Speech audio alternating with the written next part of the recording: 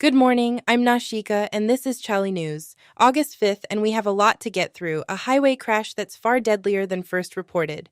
The Cedi losing ground even after $1 billion intervention. BECE results are out for over 620,000 students, and Ghana's Black Queens are winning at WAFCON, but barely anyone back home knows it. Stay with me.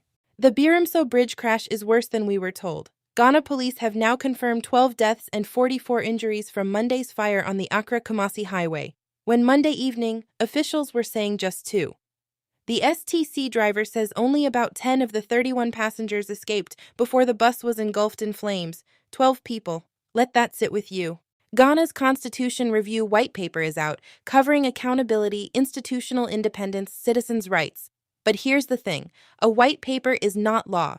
Any actual constitutional change needs a 2/3 parliamentary majority or a referendum. Professor Kwasi Prempeh, who chaired the review committee, is expected to break down what happens next. The hard part is just beginning. Full breakdown on Chale.news. One of the proposals in that review, extending the presidential term from 4 years to 5. Former Tamale Central MP Inusa Fuseni isn't having it. His argument, a purposeful government doesn't need more time, it needs better focus. He points to Mahama's current administration as proof. No vote has been scheduled, but the debate is heating up. The criminal sentencing of content creator Camilla Al-Hassan for remarks about President Mahama is drawing sharp pushback. A policy institute is warning this could set a dangerous precedent, especially when years of harsh attacks on both NDC and NPP figures went unprosecuted. The IERPP is calling for consistent enforcement because selective prosecution isn't justice, it's a message. The NPP's internal reckoning continues. Former Ghana Cylinder MD Francis Essiam says the party's current national executives should step aside entirely, arguing you can't lose 49 parliamentary seats, including ground in the Ashanti region, and then ask for another mandate. Accountability, she says, has to mean something. The Cedi fell 2.91% against the dollar in July, wiping out almost all of June's gains. What makes this alarming? The Bank of Ghana reportedly spent around $1 billion defending the currency, and it still slid. Databank expects mild further weakness ahead. An IMF payout of $371 million and continued BOG support are the main buffers going into August. On the global oil side, prices bounced back 1.3% to about $84.89 a barrel after a brutal 7% crash Monday.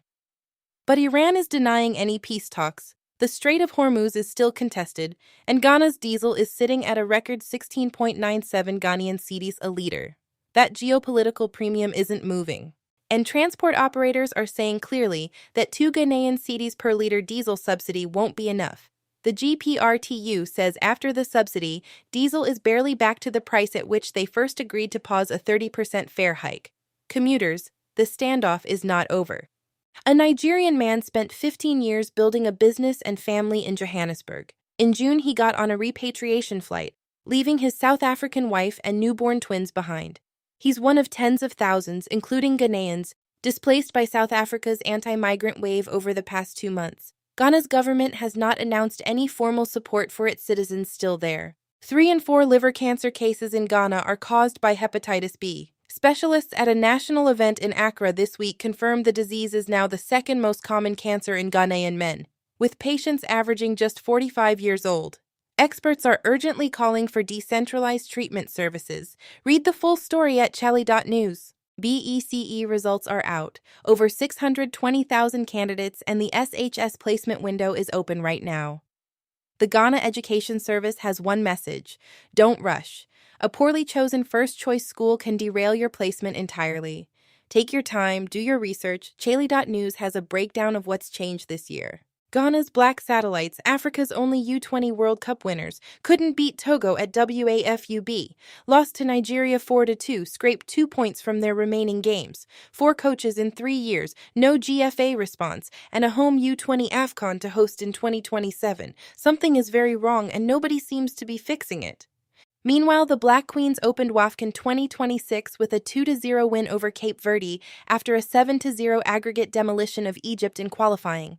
A GNA reporter in Ho found almost no awareness of it back home. No flags, no jerseys, no songs. These women are winning for Ghana. Ghana should at least know. Ghana's U18 women's hockey team flies to Nairobi this week for Africa's qualifier for the first ever FIH Youth Hockey Fives World Cup. 9 girls. Ghana entered no men's team. They are the country's only shot at making history. Watch them. Quick one for drivers. DVLA has admitted that most 2026 number plates are fading, a production crisis from a manufacturer boycott. Free replacements are available at any DVLA office. Call ahead before you go. It's not yet clear what documents you'll need.